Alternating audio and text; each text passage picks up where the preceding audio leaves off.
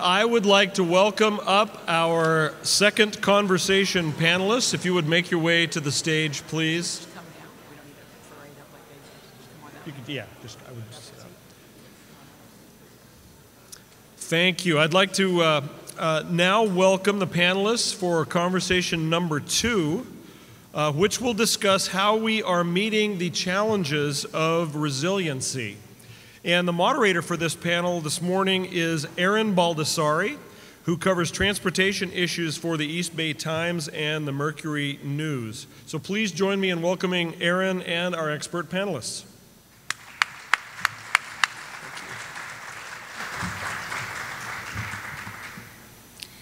Thank you so much, Bay Planning Coalition, for having me.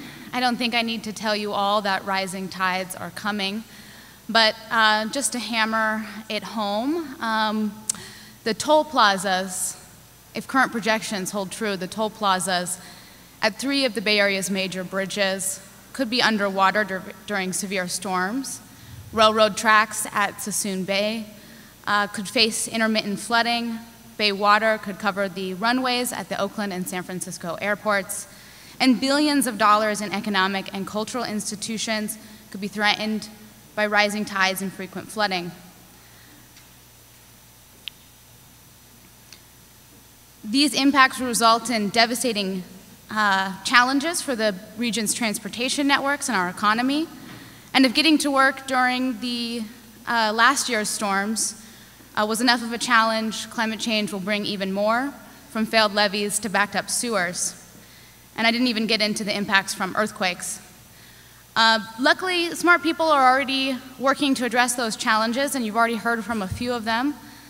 You heard about some of the threat from sea level rise and severe storm events, as well as ways that local municipalities, their actions can have on surrounding cities and the region as a whole.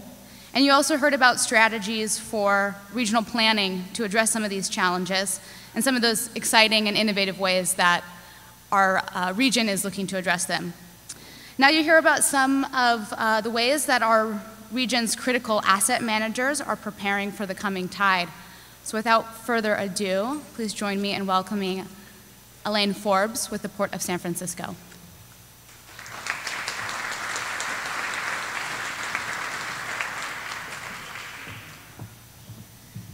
Good afternoon. It's very nice to be here today.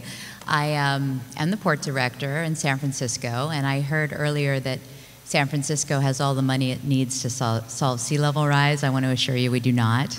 And I do think it is very important to speak about equity and how to deal with sea level rise on a regional level so that communities are not left behind, because what we're learning more and more is that changes to the shoreline have broad implications, not just to the communities that they impact directly, but to infrastructure, to transportation systems. It's really very regional in scope. So I believe there's a PowerPoint presentation, is that right?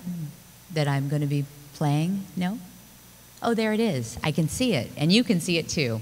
Okay, I would like to talk with you about the Seawall program that our organization has launched, and I'd like to acknowledge that I have members of my team here today who can talk to you about it as well. I have Carol Bach here, Erin Gulbis, I have Brendan Chapman and Manny Pacheco. The project that we're undertaking now is an organization-wide project to rebuild our harbor. So what you see here on this slide shows you the port's jurisdiction, which is in the blue, and our jurisdiction is 7 miles long, so you're really just seeing a section of it. And the yellow line is the seawall, which stretches from Fisherman's Wharf to the ballpark. It is a piece of unseen infrastructure that does mighty things for the city and the region. And this is what we're trying to express to the community as we think about this piece of unseen infrastructure. Because when you're thinking about responding to sea rise, you really need to consider the foundation under which you will be responding. Our seawall is the place that will provide emergency response for the city. We know this in Loma Prieta. We even know this in 1906, that we expect the Embarcadero to function as a place to bring people in and out of San Francisco after the big one. We also expect that we can bring goods in to provision the city. The seawall also provides access to many transportation systems. The ferry, the Muni, the BART, all the seawall provides flood protection for. So basically this infrastructure provides flood protection to 500 acres of land in San Francisco. We know that if we wait and let disaster strike and then come in and rebuild our foundation, it will cost at least 4 times more money.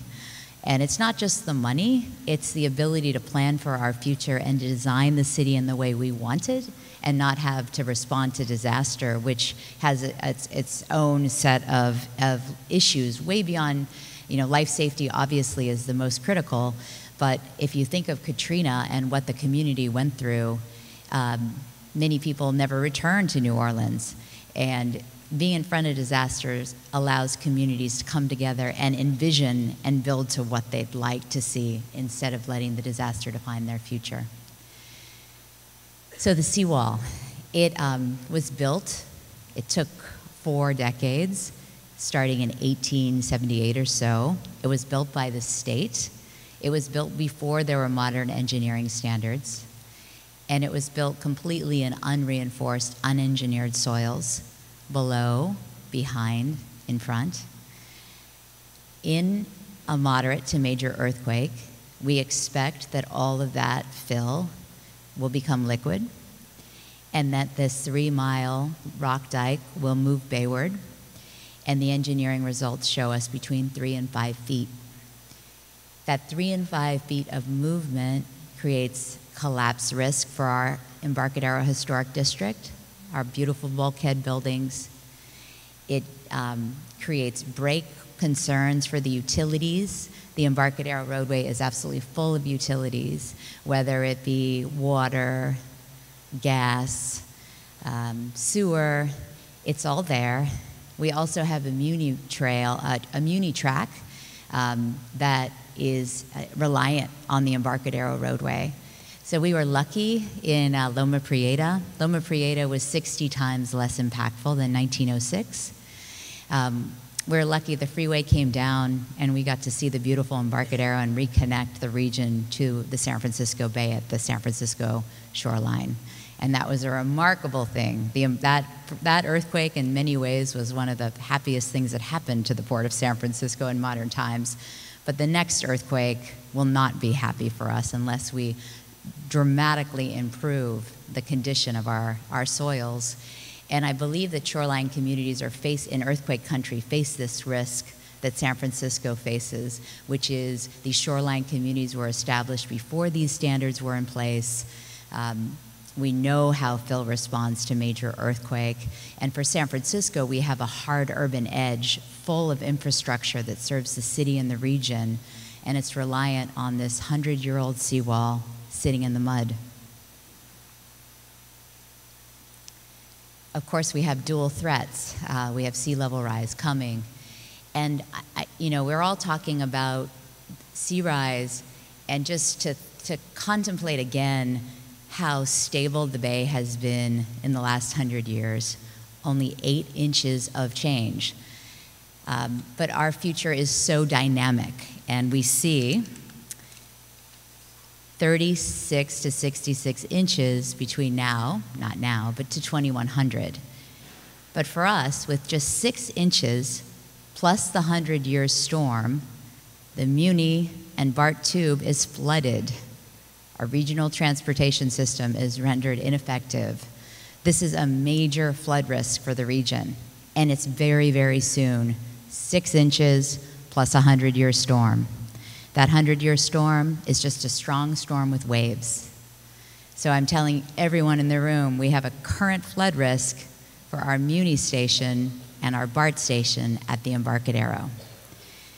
With 18 inches of flood, we're flooding regularly. When we get to 36, we're starting to see the old shoreline, those 500 acres are begin to get all flooded, and by 66 inches, the city has returned to the original shoreline. So for us, we need to do two things. First, we need to dramatically improve the foundation of the Embarcadero so we can build upon it to adapt to sea rise. And we know we need to improve the foundation as quickly as possible because we have an earthquake risk, and sometime between 2040 and 2060, we need to make major physical changes to create a line of defense for San Francisco and the region. There are ways to do this. There are landside, there are bayside ways to improve the foundation to keep the Embarcadero, to keep the seawall in place in a major earthquake. And this slide describes some of these concepts. They're all doable. The permitting regime is difficult, as you can imagine, and the impacts to people and the environment are things that my team is really, really contemplating and trying to advance the project in the most sensible and careful way to people and the habitat. This is an example of how we would respond to sea rise. And I think for anyone like me who's a landlord and is dealing with shoreline property, we understand that we don't want to lose what we have today and build a big wall for what's coming in 2060. So I do see that sea rise adaptation will be incremental in nature. And here, this is right near the Bay Bridge, just north of it, and you see ways in which we have created parkland, there's a park there now, that we can adapt to over time. And so we can continue to connect people to the Bay, which is such an important resource, and create our line of defense as the rise to Bay changes over time. We don't know how to pay for this project. It's going to cost us billions of dollars, up to $5 billion. We need $2 billion just to fix the seawall and its soil condition. In addition to being in the mud, the seawall has cracked and settled, so I don't want to give you the impression it's very old and in need of help. We do see that we shouldn't burden San Francisco residents alone to make this project happen. We would essentially decimate the GeoBond program for parks and emergency response and housing. So we are looking to the federal government, to the Army Corps of Engineers, to the state. The state has a big interest, built our harbor where state lands, and to private, whether that be a CFD. As I said, there's 500 acres of land with billions of dollars of economic value behind that seawall, that the seawall provides flood protection to. So this is a snapshot of how we think we're gonna pay for the project over time, but it is a huge challenge to find this kind of money. The port and city have done very successful projects in the past, so we're confident that we can build a safe future for future generations and get this done. We, after Loma Prieta, obviously created a wonderful Embarcadero experience, and we expect to continue that in the future. Thank you.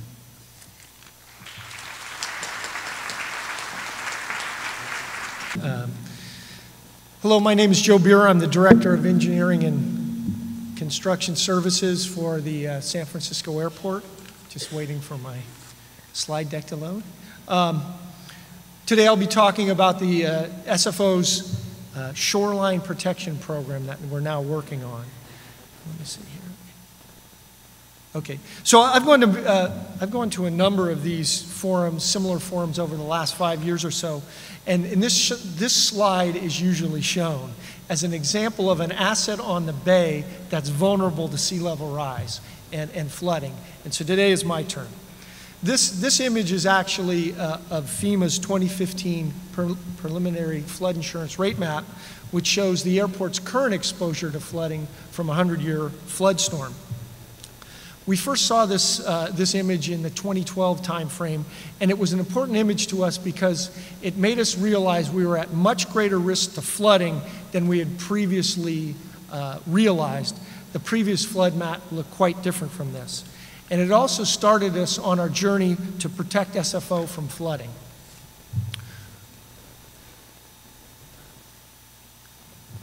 The first step in that journey was a feasibility study, which we completed in 2015. In that study, we performed bay water modeling of sea level rise scenarios and extreme storm events.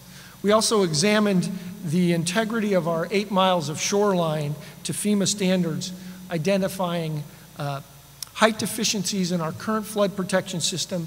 We performed slope stability and settlement analysis, and we examined our internal drainage collection system and pumping system.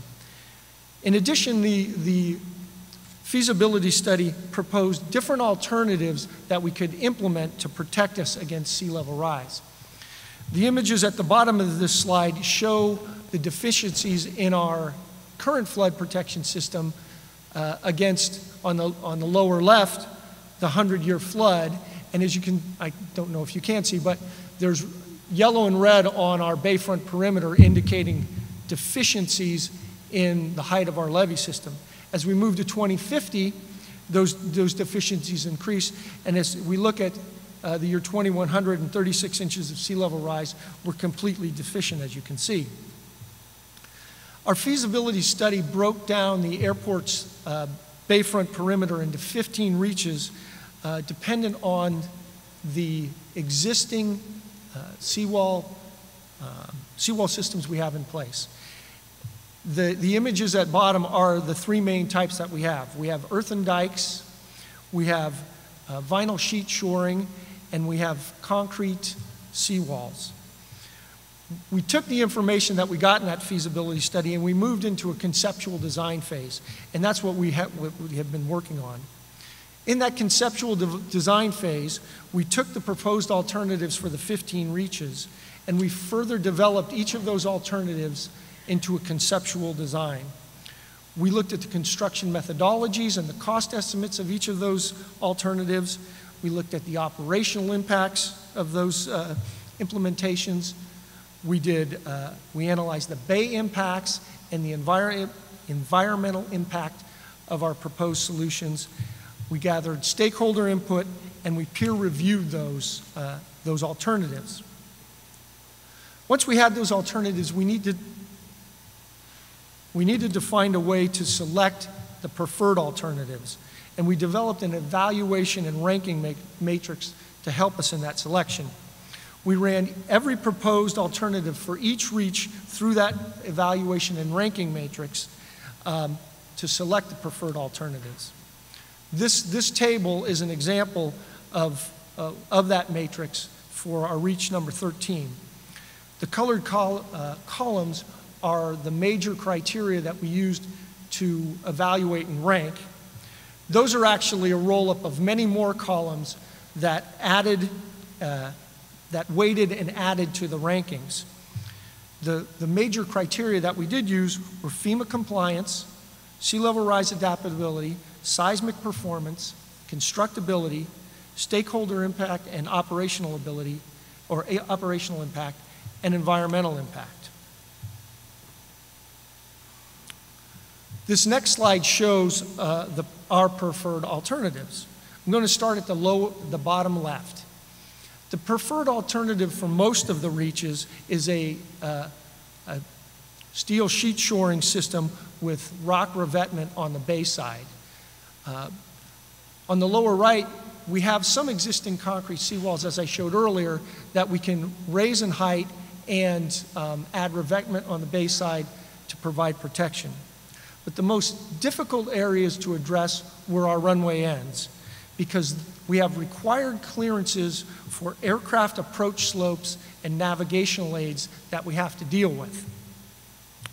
The section in the middle, the section cut in the middle of this slide shows what we've done at the end of our 2-8 runways. We have a perimeter service road that runs around the end of the runways, and in that area what we will do is raise that roadway, add revetment into the bay, and use the roadway as a levee system. But the most difficult problem to solve was at the end of our 19 runways, and that's the image at the top. That image, or that segment of the runways, and those runways are the 2 runways that stick farthest into the bay, in order to maintain the safe aircraft approach slopes and not encroach into them, we need to build out into the bay. It requires us to move into the bay. And so what we're looking at right now is moving anywhere from 160 to 290 feet into the bay and putting infill behind that.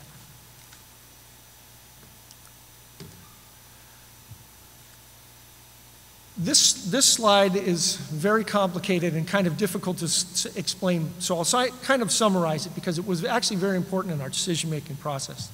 Late last year, we were trying to finalize our conceptual design report and select our preferred alternatives, but we hadn't really settled on the preferred sea level rise scenario that we would design and construct to. Our feasibility report, our study recommended a fairly moderate 11 inches of sea level rise, and we knew that wasn't quite what we wanted to do, but we hadn't decided on it, on which way to proceed.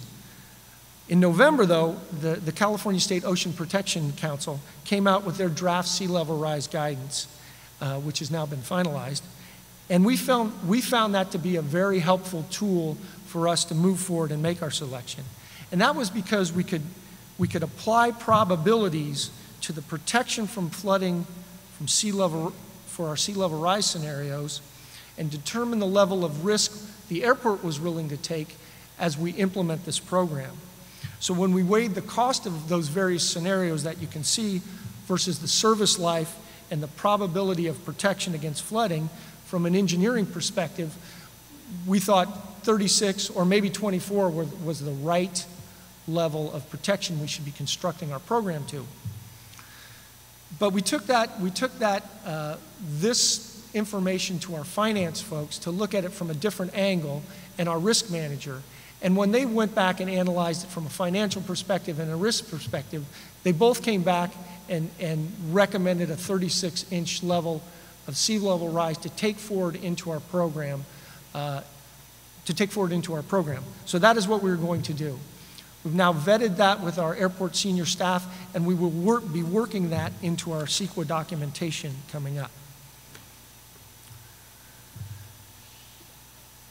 We will implement our shoreline protection program in 2 phases. And as I mentioned, we're currently wrapping up our conceptual design report, which should be done very shortly, and moving into a programmatic CEQA permitting, programmatic CEQA review and project permitting for phase 1. As we move into phase 1, design and construction, we will then start on the phase 2 implementation of permitting, design, and construction, and we will follow the schedule that we have shown up here. If everything goes according to schedule, by the late 2020s, SFO should be protected from flooding to 2080 and beyond, and the future airport flood map will look like this. Thank you.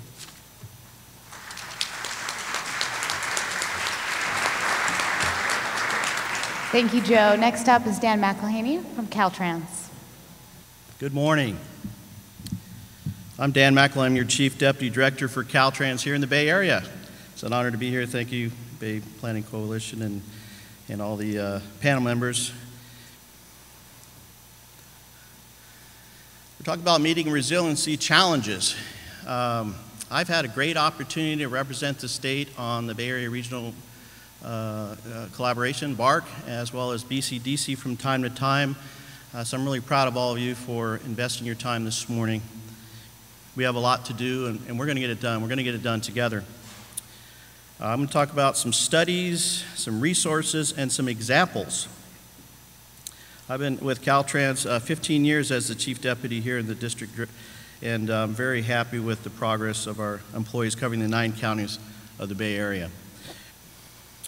So the recent Cal EPA report, I thought I'd highlight the indicators of climate change in California.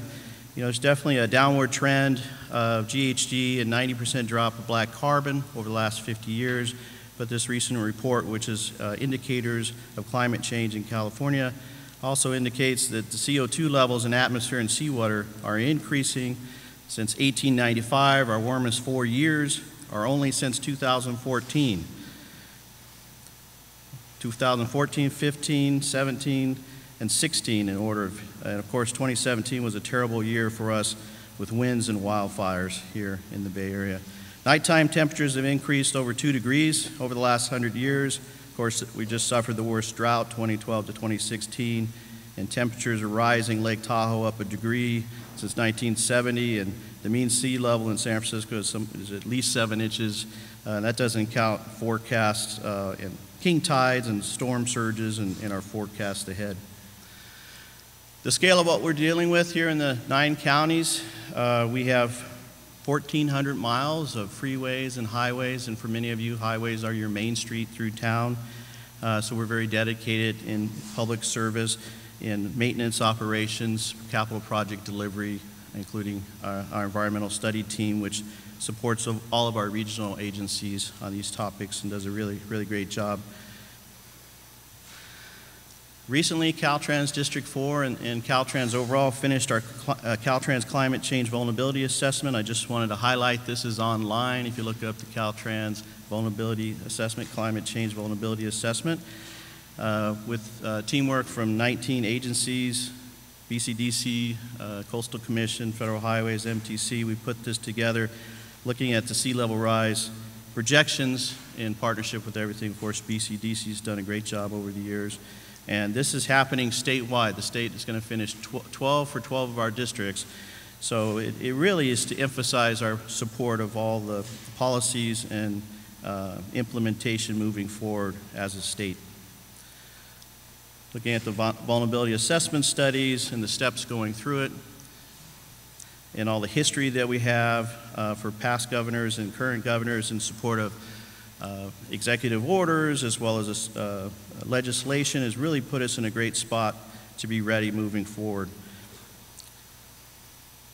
As a policy update, the Ocean Protection Council just updated. This is actually a screenshot of the Rising Seas in California report. It was updated just recently from this version shown with projections depending on probability models anywhere from 3 to 6 feet or more by the end of the century. And we've talked about that as a group here.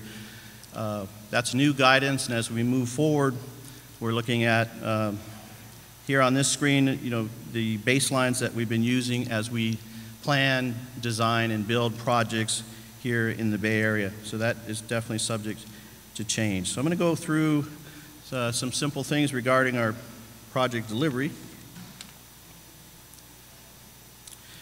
We do have guidance on incorporating sea level rise for use in planning and development of new projects and project initiation reports for scope, cost, schedule, and programming.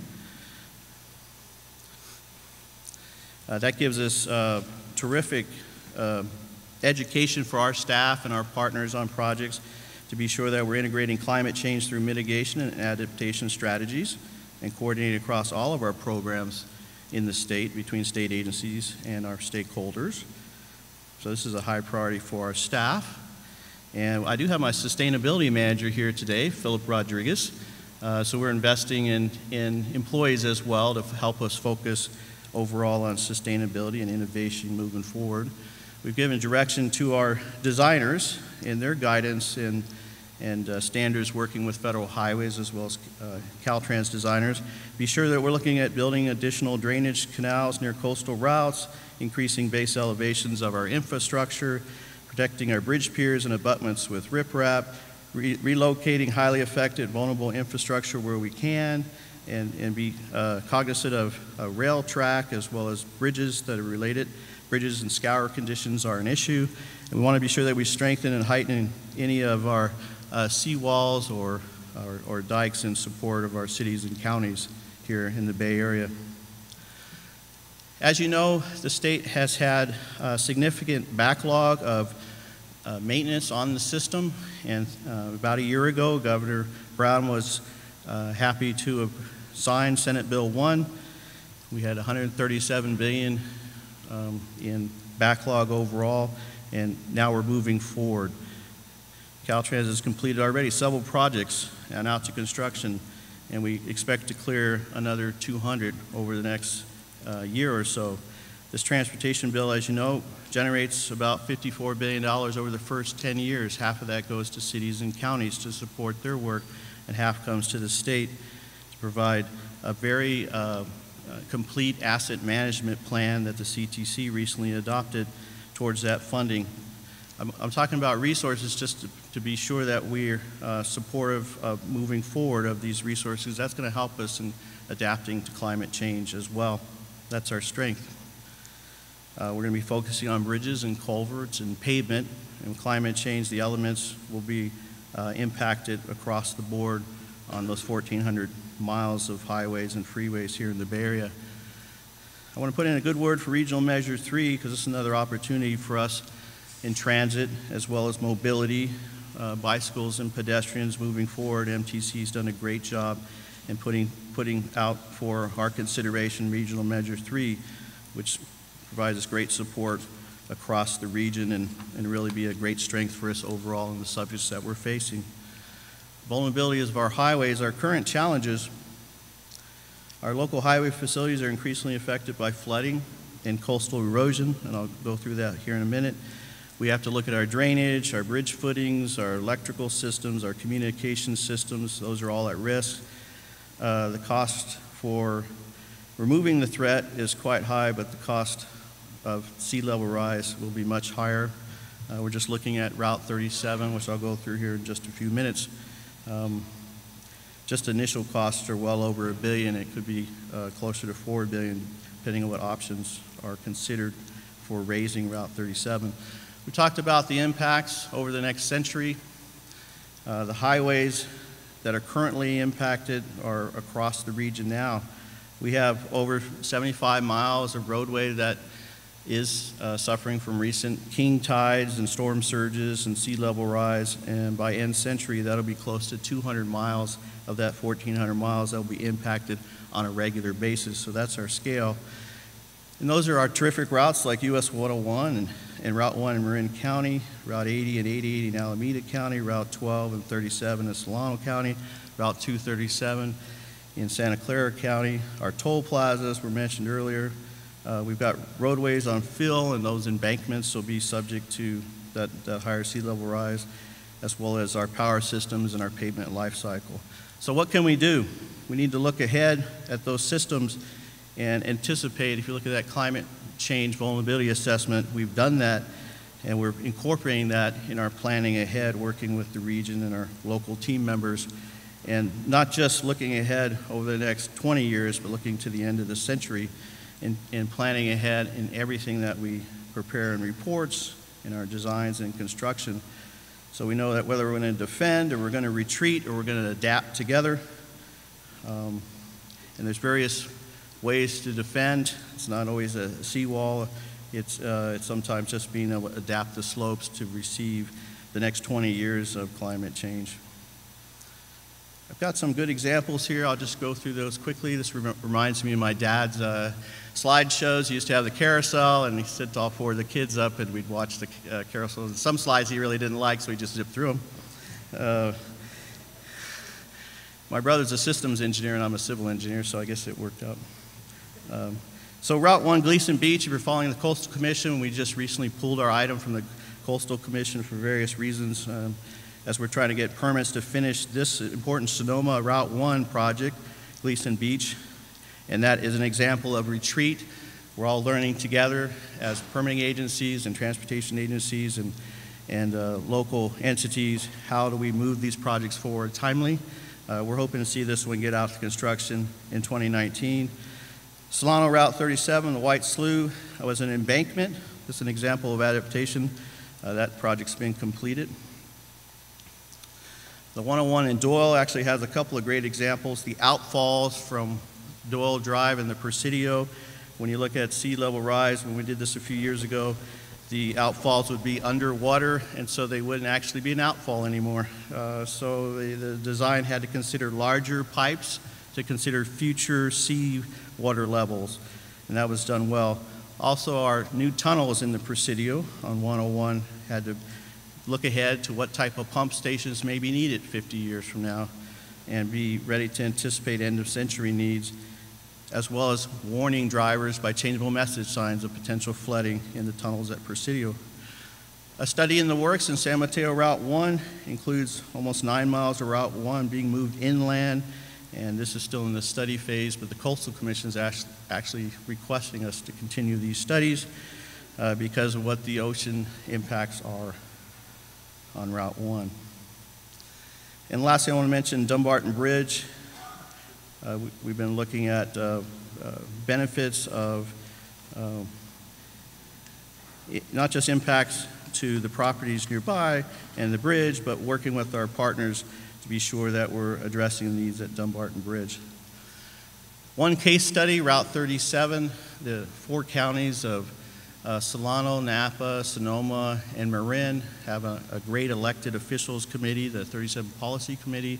They're looking at studies over the next year for improving the congestion relief as well as raising the route from Vallejo to Route 121 and then from 121 to the 101. We had a great response last year to all the storm damage. We had over 75 storm damage emergency projects here in the Bay Area, over $350 million of additional investment. And during that time, we were able to work on the Route 101-37 connection in Novato, which has over 41,000 vehicles a day. And the storms and the king tide moved to actually close the route, US 101 to 37 connection for 27 days last year, which we felt was quite unacceptable. So with the community and local officials and the 37 Policy Committee, we were able to address and study quickly that the king tides were impacting, the Novato Creek was impacting the roadway, and the roadway had been sinking over the last 15 or 20 years. So in order to address that, we did an emergency contract where resiliency at the federal level is also being strongly recognized now, thanks to a lot of work by most of us here, being sure that it's addressed in policy at the federal level as well. And problems where I think we just had a high tolerance as a region that, oh yeah, Route 37 floods and we do take a 6-mile detour through our neighborhoods, that's just the way things are.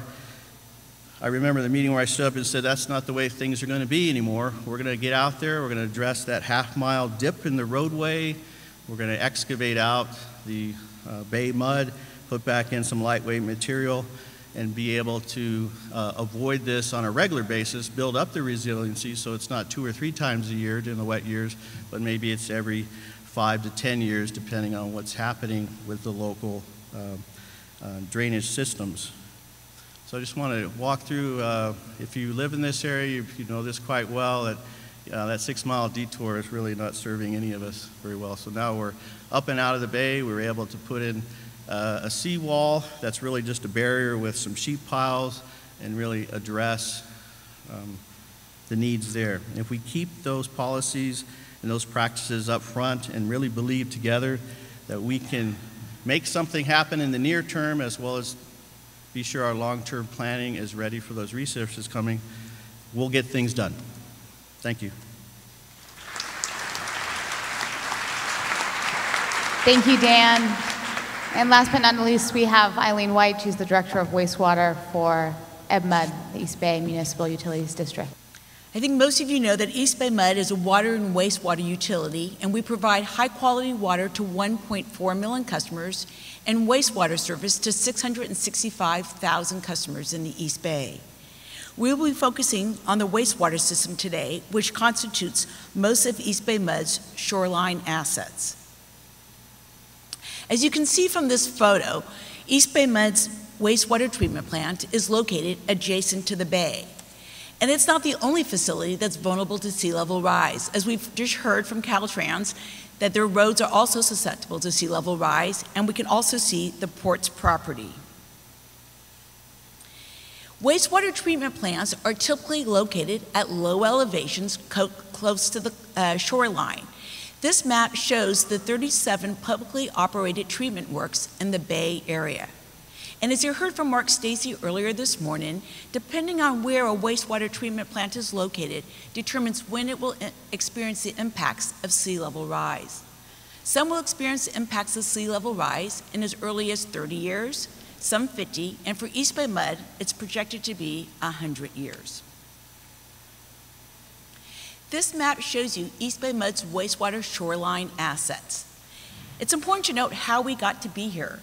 In the early 1940s, each of the cities, El Cerrito, Albany, Berkeley, Emeryville, Piedmont, Alameda, and Oakland, each had their own outfall to San Francisco Bay. And they recognized that it was a problem about how do we solve the wastewater problem. So the cities came together in the 1940s and signed an agreement and said, we're going to work regionally together to solve the wastewater issue of the East Bay. In 1944, each of the cities voted and they decided they wanted to have a regional solution. And that's how Special District 1, East Bay Mud's wastewater system, was adopted. So then the wastewater plant was built in 1951, along with our 29 miles of interceptors that are along the shoreline, along with our 8 miles of force main, and our 15 pumping plants. I do want to note that the cities collectively have 1,600 miles of sewer pipe that feed into our large interceptors or our large pipelines that deliver the wastewater to our treatment plant. We treat the water at a wastewater treatment plant and make sure we meet the requirements of our NPDES permit to make sure we're protecting San Francisco Bay and protecting public health. So we've heard a lot of different scenarios this morning, and I want to first focus on the 2050 scenario, where there's projected to be 12 inches of sea level rise. And this is the mid-range estimate for 2050. The good news is there's minimal impacts to our service area with this particular scenario in 2050, and there's no impacts to East Bay Mud's wastewater treatment plant. Now, the next scenario we're going to take a look at is a 2050 scenario, mid-range estimate, but this time we're going to impose the extreme tides. Note, there is some flooding in our service area, and there's some short-term impacts at the plant. In particular, the flooding in our service area is located near the Oakland Airport and on Bay Farm Island and Alameda. And this slide shows you a close-up of that scenario and the flooding at the plant. And the good news is none of our key processes at the plant are impacted by these high tides in 2050. The flooding we see is of our maintenance building. And we can plan for that, and we can move material and equipment out prior to that. And we're used to dealing with localized flooding. We experience that when we have several atmospheric rivers come in back to back, and we have portable pumps to pump the water out. Now, the next scenario we were going to look at is year 2100, and the mid-range estimate is 36 inches of sea level rise. And in this scenario, you can see there is more impacts, in particular in Alameda and along the shoreline and at the Oakland International Airport. Now, if we look at the 2100, but now take a look at the high range estimate of 42 inches of sea level rise with the extreme tides, now you can see the impacts are more significant. And in this scenario, not only is our plant being inundated, but many of the facilities along the shoreline, the roads, the port, the Oakland Airport, Bay Farm Island, will be inundated. So then you ask, what are we doing to deal with sea level rise?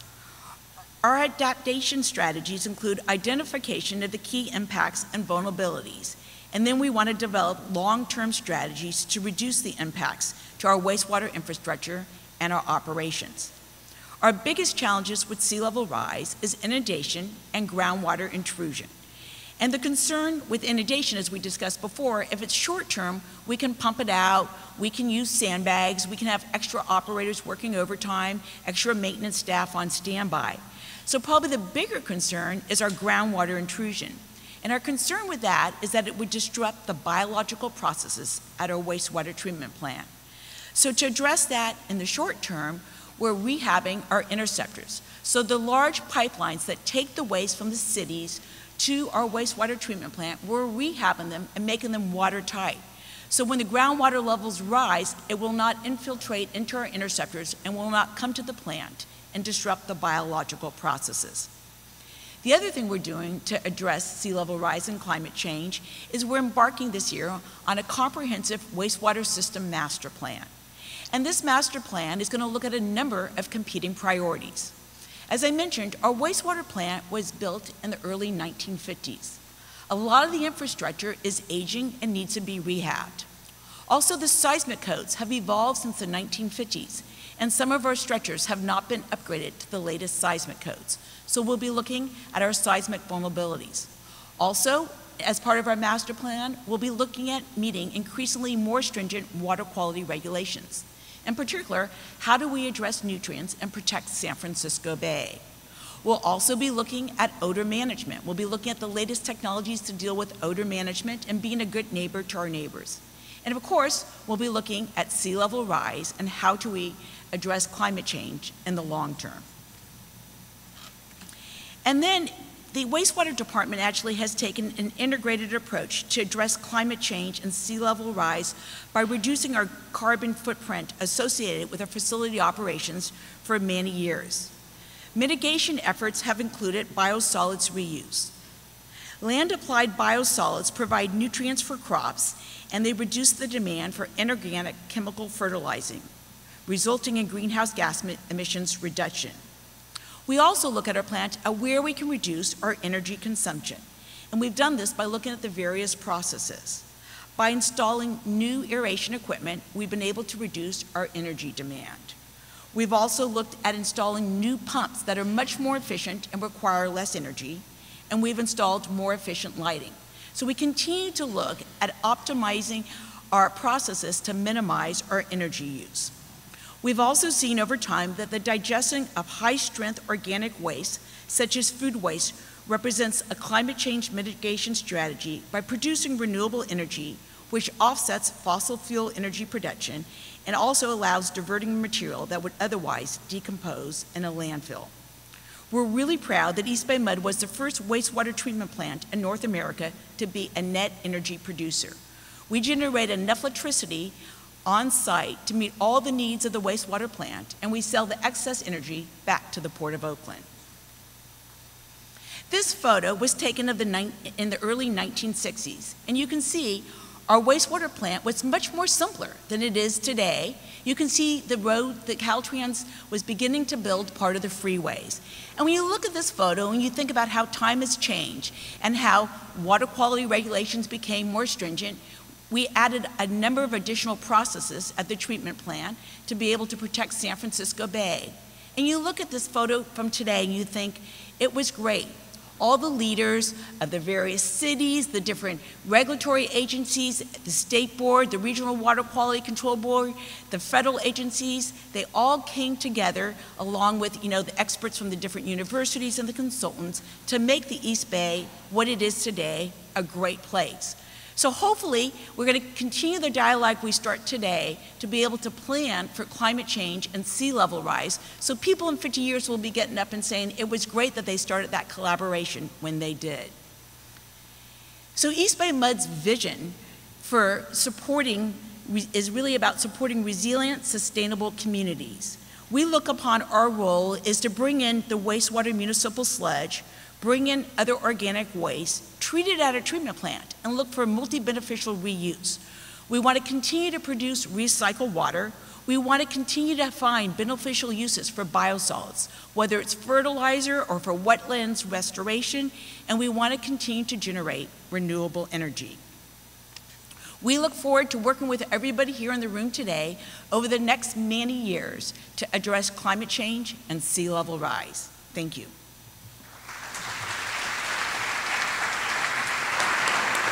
Thank you so much. So the first question I wanted to ask was really directed at all of you. I think as our earlier panelist, Mark Stacey, mentioned, if we all act in isolation, there'll be impacts for the rest of the region. So I'm curious how each of your organizations are working with your neighbors and also your partners across the Bay as you design projects that address climate change and resiliency. You can just go down the line, yeah. Thank you. Anytime we have transportation projects, whether they're on highways or freeways or facilities related here in the Bay Area, it's always teamwork. We have project delivery teams that work closely with our congestion management agency and transportation authorities in each county, and working with MTC as well. And many projects have been moving through the planning and design phase over the years, so the collaboration is very, very important. And our policies on sea level rise, I mentioned how the state's catched up on a few of those on the vulnerability assessments. Here in the Bay Area versus, say, Southern California, we're very established, our staff expertise is very high, and we know our strengths, the strengths at MTC, BCDC, and so on a regular basis, we're always at the round table together to be sure that as we program projects and invest in that collaboration is met. And then with the new resources coming our way, both SB1 and potentially on June 5th, we're going to take that strength. I've been saying it for years. We're ready for that next phase of investment. We work very closely. We have many, many different permitting agencies and approval bodies that need to weigh in on our project, whether it be this big seawall rebuild or smaller projects. So we have an active engagement with our regulatory partners. I do think that the regulatory framework needs changing to address sea level rise. I think we're all aware of that.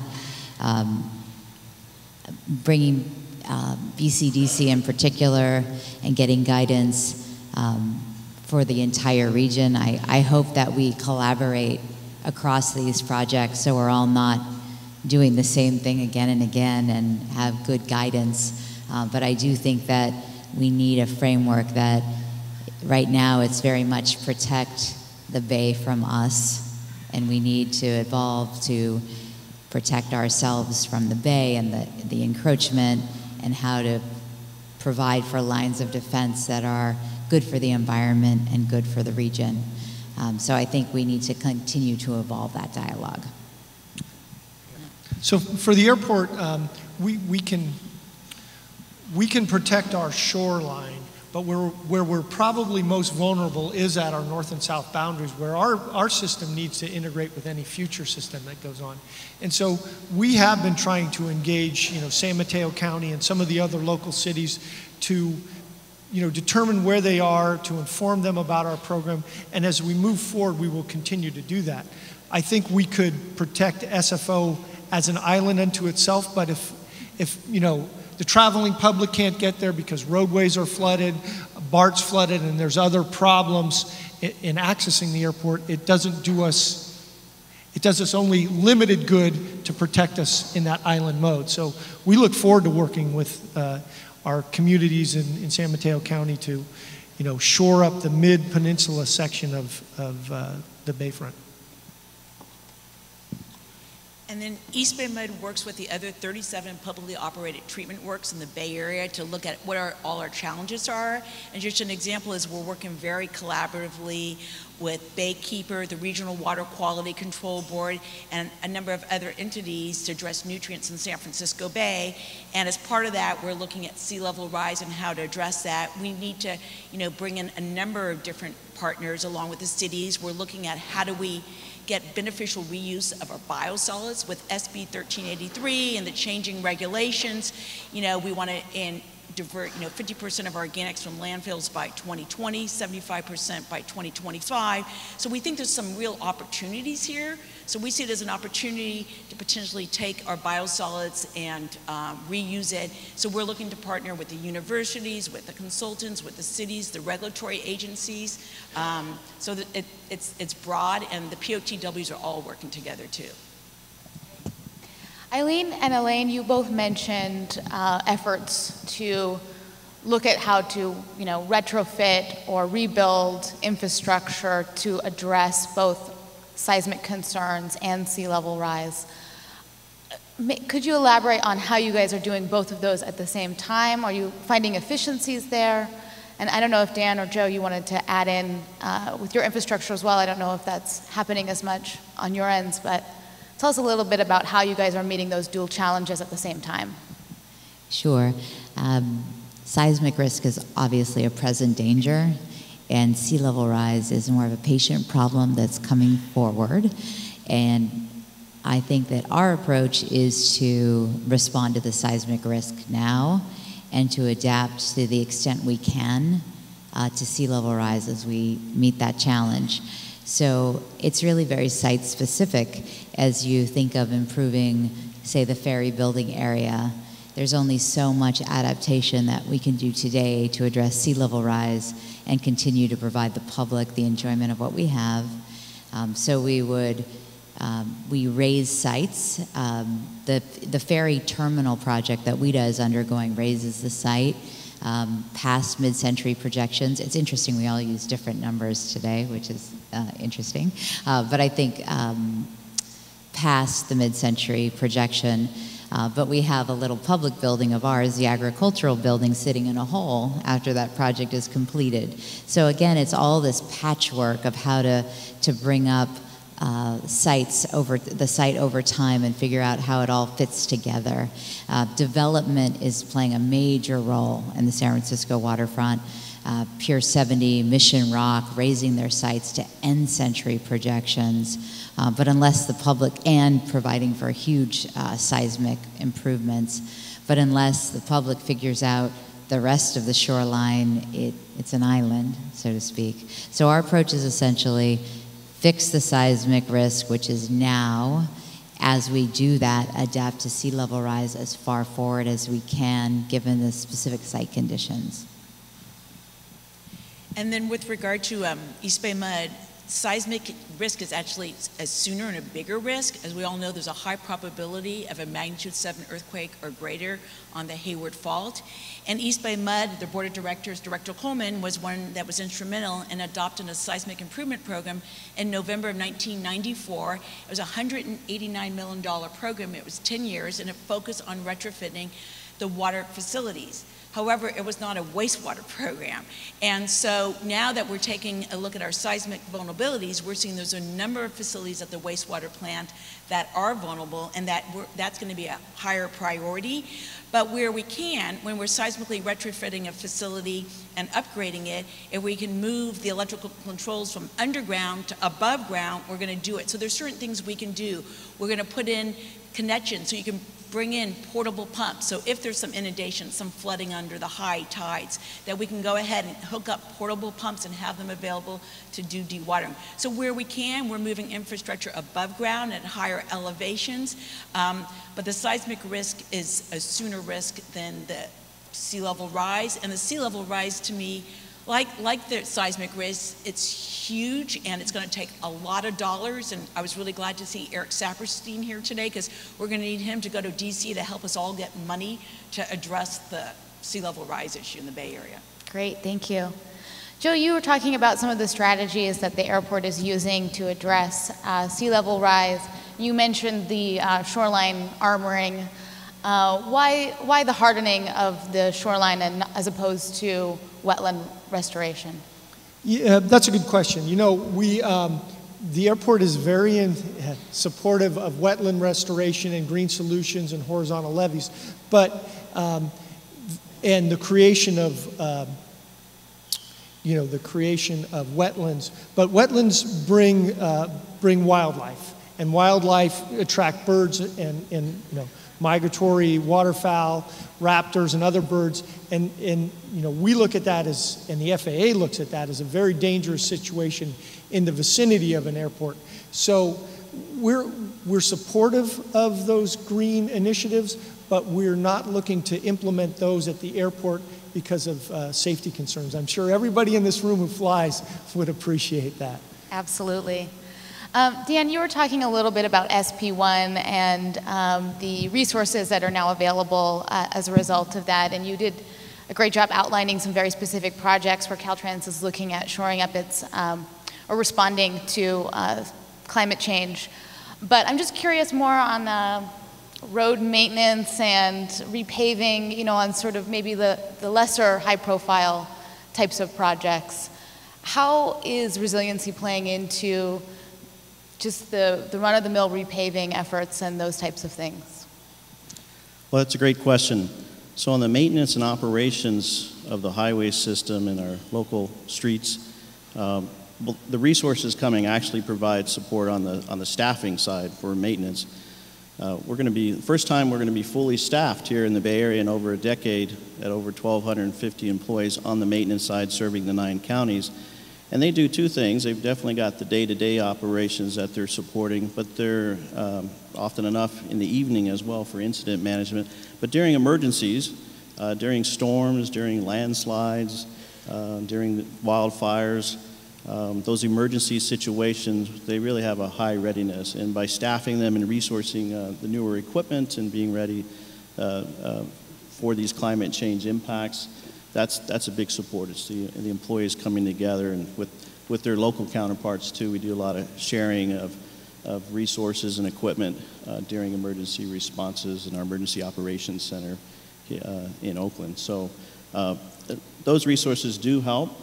And over the long run, we're looking at how temperature changes will affect pavement and pavement conditions in our climate change vulnerability assessment. The next phase of that, well, what are we going to do to invest in areas to switch from asphalt to long life concrete, to be ready for pavement materials that will address those higher temperatures that are expected throughout the region. So a lot of that is driven by policy, but as the resources come in, we're implementing it day to day. Great. You mentioned some emergency events, and I'm just thinking about, last year's storms and obviously the Loma Prieta earthquake decades ago. How are some of these past lessons influencing how each of your organizations are thinking about and addressing resiliency and climate change? Why don't we go in the reverse direction? Sure. Well, I guess one of the things we do, we have a very active emergency operations team, and we actually do a lot of drills, especially after the wet winter of 2016-17. It was very wet. We realized we had a lot of new staff, so we've really increased our training. We do drills several times a month. Okay, what if the pipe that takes the sewage from Bay Farm Island over to our plant breaks? How would you handle that? That would be a bad day for us. But we've walked through recent scenarios like that. We walked through the very wet weather events, and we're unique because we have some 3 wet weather facilities that only operate during the wet weather. So we've been doing a lot of practicing and drills. So as far as for preparing for earthquakes, we do a lot of practice. We follow the incident command system, and we're also very familiar with all the FEMA forms. So when it occurs, that we'll be ready to submit our reimbursement forms.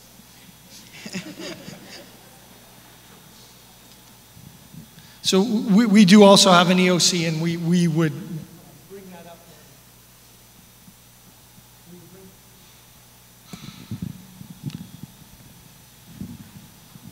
We would bring that up in the event of an emergency.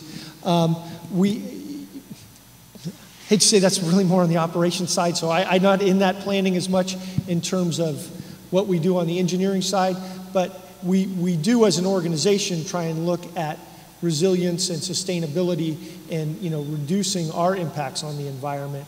That I do think is part of resilience in the long term. Absolutely. I think that we should always learn from every event that occurs because it is an evolving knowledge.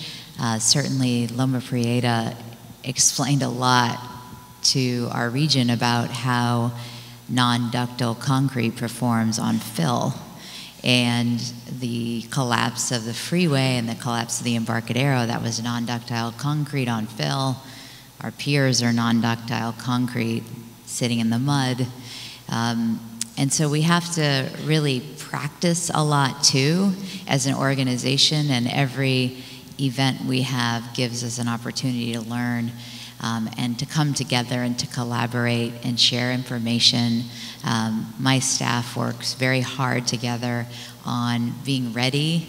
I mean, it's really, you'd be surprised every time you practice, you learn what you don't have and how you need to continue to get better and better. And I really think you can't practice enough to be prepared. I really would encourage everyone to get their teams together and do practice exercises and debrief and make it part of your culture, because when the event happens, we're all responsible for the care of the public. And we need to be ready as organizations, and we need to be ready internally and externally to communicate and do a good job for the public. Maybe just to add, you know, after the 89 earthquake and then the 94 Northridge, 95 Kobe, the world learned a lot more about seismic impact to bridges, and we've incorporated that in our Toll Bridge seismic retrofit of the 7 bridges here in the Bay Area. Golden Gate Bridge is working towards finishing their seismic retrofit. We have over 2,000 bridges in the Bay Area that are on the highways, and we retrofit those that needed it. But we're constantly learning from earthquakes. And we've got to constantly learn as we move forward on climate change and our vulnerabilities, and not just incorporate that into our projects, but also incorporate that into our investment on the emergency readiness. We certainly learned a lot during the wildfire season and the landslides related to the storms last year, and we've moved a lot quicker than maybe we did 10 years ago in getting projects done. Like I mentioned, 75 in the Bay Area, $350 million for storm damage. All those projects from this time last year's winter, all those projects, let's say 99% of them are done. And that's a big change for us as a region and as a state. And so we've got to continue that improvement. I want to open it up to questions from the audience. So there's a microphone up here, and I think there's another one floating around. So if anyone, go right ahead.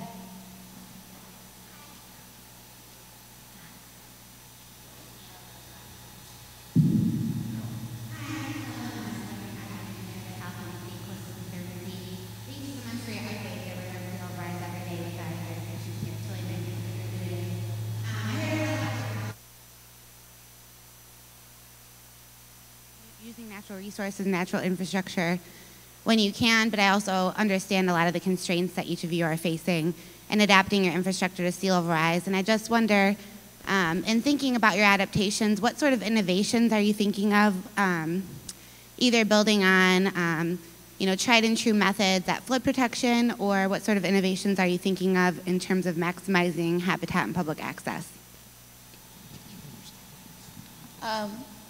Elaine, did you want to take that first? We were just talking about public access and, I don't know. So I think the question is, what are we learning about public access and habitat?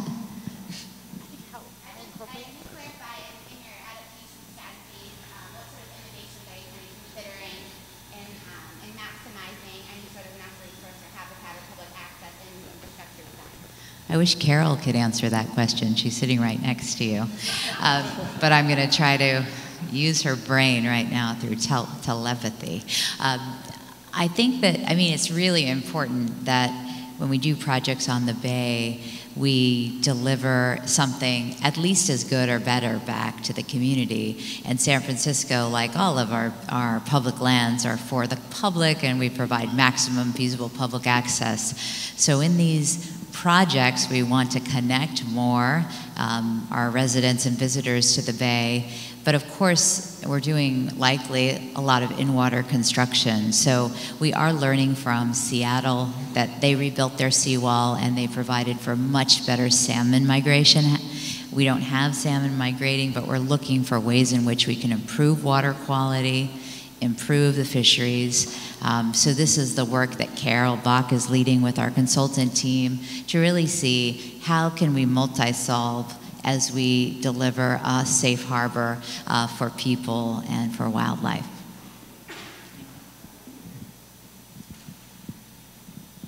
I've got a great answer to that one, and it's going to be built by this time next year, so next summer.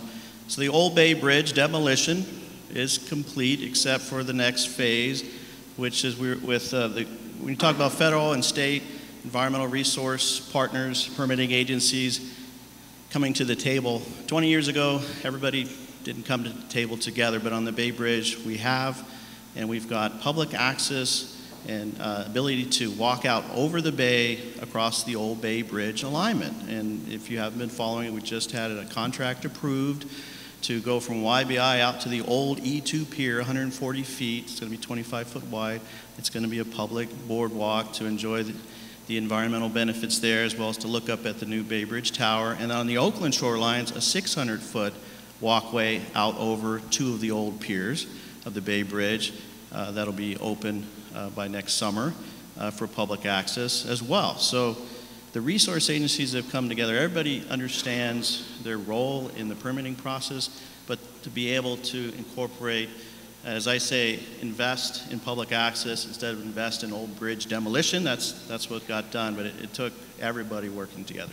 You're also forgetting about the park that's going along near the pier on the Oakland side, East Bay Regional Park District. We do have an ongoing part of that plan with MTC for the Gateway Park, which is in Oakland, from that Oakland Shoreline Pier all the way back to the old Irby's building, the Bridge Yard building now, and we have a great partnership with MTC and East Bay Regional Park District, where the Park District took on the Bridge Yard through lease, and that'll be available to bicyclists and pedestrians. Well, it actually started last month along the Bay Trail to the Bay Bridge.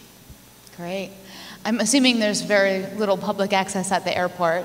Yeah, of course, public access at the airport to the bay side of the airport is not something we'd be encouraging.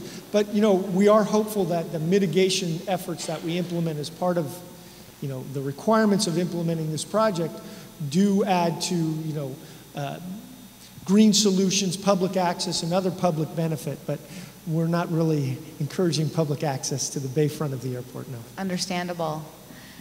I'm assuming that's the same for EBMUD as well. Yeah, we do offer public tours, so anybody who wants to take a tour of the wastewater treatment plant, or I like to call it the Green Factory, we do have them. You can go on our website, but they're planned tours, and we want to make sure the groups aren't too big, but we do like to make people aware, in particular, that our mission is to protect public health, protect the bay, and we look at taking in the wastewater and turn it into recoverable resources. So we do offer tours. Sounds exciting. Other questions? We have one last question. Will Travis? I applaud you trying to find and use the latest guidance on sea level rise. But I can assure you that all of those projections will be updated and they will continue to get higher. So it is far more likely that the numbers you're using will be wrong rather than right. And even if they're right, sea level will continue to rise. What do you do then? Yeah, that's a fair point. How do you guys keep up with the changing science and the new data that comes in and staying up to date with the best available science? Great, and I'll just respond, and I don't disagree with you at all. We just took, various scenarios to present today. We continue to follow the science. We're not the experts on sea level rise, and we rely on the experts, but we're definitely following it. We're definitely planning for it. We're planning for our near term as we, do seismic retrofits and rehab of our wastewater facilities. We take it into account. But the big problem, as we all know, it is a regional solution, and it's going to take in the long term, and it's going to take a lot of money. There's a lot of shoreline assets, and we need to come together and work collaboratively, and it's good that we're having the dialogue today, because I agree, the predictions are only predictions, and they could be worse than what we presented today. Thank you. I would say we need to change our behavior. We need to deal with climate change, and obviously sea level rise is going to rise regardless if we fixed everything today, but we need to find some type of stable future by changing our behavior. So I think that is the crux of what needs to occur. We can spend lots and lots of money on adaptation into perpetuity, or we could change our behavior and address climate change. Yeah, for the airport, I think you're absolutely right. We're following the science. The science is changing. We don't know where it's going to go. We're doing our best to look out into the future and build for a future that will give us an adequate number of years and some buffer if sea level rise accelerates, so we can come back and address this. But that gets us to 2100, maybe beyond 2100. As you move further out into the future, those are much larger policy issues that are going to need to be addressed. I opened my presentation with some recent facts from Cal EPA's report and the Ocean Protection Council's newest projections, and I think Will is right. Depending on the probability model, we could be looking at 6 to 10 feet by end of this. So we're going to have to be ready, as the simple model talks about, adapt, defend, or retreat. And it's really going to take all of us working together, industry and government. And BCDC's been excellent in working towards policy for the region and at the state level as well. But how we govern, what our governance is moving forward, will also help drive our program and investment. And there's those near-term needs over the next 25 to 50, and then there's long-term needs, but there's also, remember, those, as I say, super king tides, storm surges, and other climate change surprises that we've had in the last couple of years that we've got to continue to get better and get ready for. Maybe this will finally force the Bay Area to get really strong in regional governance. This may be the topic that forces true direction at a regional level. Okay, great. Well, thank you so much, panelists. I appreciate you joining me today, and thank you, Bay Planning Coalition, for having us. Yes, thank you very much, Erin, for your great job moderating.